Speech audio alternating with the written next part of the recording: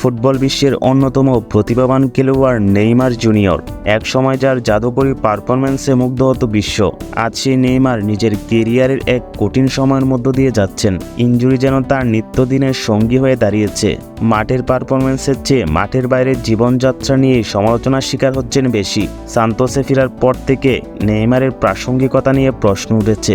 সমর্থক থেকে শুরু করে ফুটবল বিশ্লেষক সবাই তার ফর্ম নিয়ে দুশ্চিন্তায়। ব্রাজিলিয়ান ক্লাব সান্তোসে ফেরার পর অনেকেই ভেবেছিলেন শৈশবের ক্লাবে ফিরে নেইমার আবারও পুরনো রূপে ফিরবেন, কিন্তু বাস্তবতা কঠিন। ইনজুরির কারণে দলে নিয়মিত হয়ে উঠতে পারছেন না তিনি।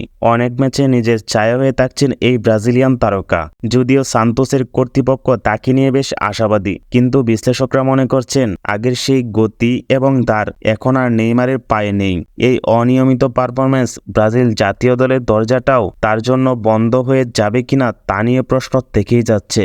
তবে নেইমারের সামনে এখন সবচেয়ে বড় চ্যালেঞ্জ ফিটনেস। ইনজুরি থেকে পুরোপুরি সেরে উঠে আগের ফর্মে ফেরা যে কোনো পেশাদার খেলোয়াড়ের জন্যই কঠিন।